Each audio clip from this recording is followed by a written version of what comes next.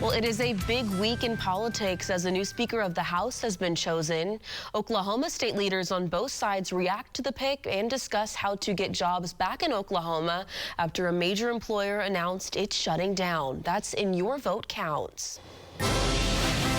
And welcome to Your Vote Counts. I'm Scott Mitchell. This is Jon Echols. This is Jason Dunnington. I want to say a shout out to some of our friends this week. I was out this week, which, Candace never lets me out, down at Sunnyside in Oklahoma City. And Larry and Kathy Roberts came over and said, we watch you guys every week. We love those guys.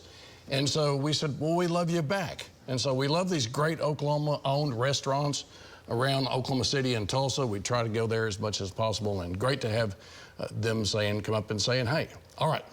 Let's get to something we've been talking about for some time, the bad dream of not having a speaker. We've talked about how we have one in Oklahoma without any sort of problems. They've picked a speaker. Is the bad dream over? Well, at least Groundhog's Day is over, so we finally have a speaker. The Republicans voted unanimously this week to elect Mike Johnson, the 56th Speaker of United States Congress. Many of you might ask, who is a Mike Johnson? Well, he's a congressman from Louisiana, and quite frankly, not a lot of people know much about him. I think that's why he was the pick to become speaker, because he didn't have a lot known about him. We'll see if he'll do what he's talked about. His first speech to Congress, he talked about working together. He got a standing ovation from the entire Congress from that comment. Look, I think everybody at home knows right now that the only way forward is to do stuff together. It's got to stop with this hyper-partisan stuff. Let's hope that he does that. Okay, as Republicans in the crowd that were clapping are like going, who is he? What's his name? So he was an unknown until this week. Yeah, so this is a big deal.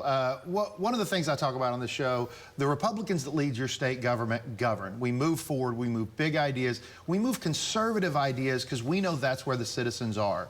What was so disappointing is to not have a speaker in the only Republican branch of the federal government. Now we do. So here's the question. Is he going to move forward and do something about the crime wave that's hitting this nation nonstop? Is he going to root out corruption inside Washington, D.C.? Is he going to continue to be a voice for fiscal and social conservatism? I think he can. And I think what Mike Johnson shows us, though, you can do that and still be kind, not be mean, not be harsh to the other side. That's what I'm excited to see, those conservative principles pushed forward in the House. Okay, and from Louisiana, our country, part of the country, I'm wondering if that Halo project, which we would have lost that if they knew Mike Johnson was going to be the speaker.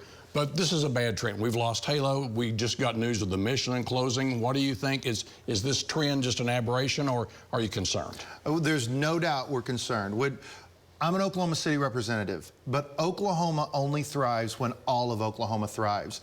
The rural parts need the metros to do well, but the metros need the rural parts to do well.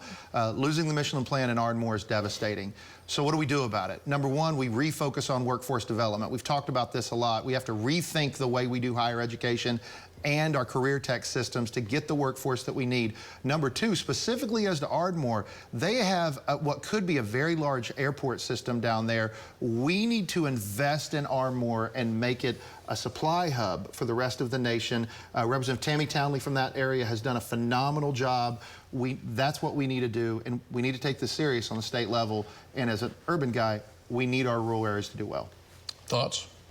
Yeah, I do think that this is a bad trend, and what I hope doesn't happen is that because of this trend that the legislature doesn't come in and then decide that what we need to do is just incentivize a bunch of out-of-state companies to try and come here. What we need to do is have a comprehensive plan on workforce development. We need to invest in our own citizens, as my colleague said, in higher ed. We need to invest in housing options so that when businesses bring their business to Oklahoma, that there's a place for their employees that already exists. Those are the kind of investments I think if we make in our state, we'll see a better return on this. But I really hope we don't just go willy-nilly out and throw a bunch of money at companies trying to get them to come here when we can do that on our own. Okay, when we come back, we'll tell you about Strike Eagle going after Facebook. I know it's code, but we'll tell you all about it.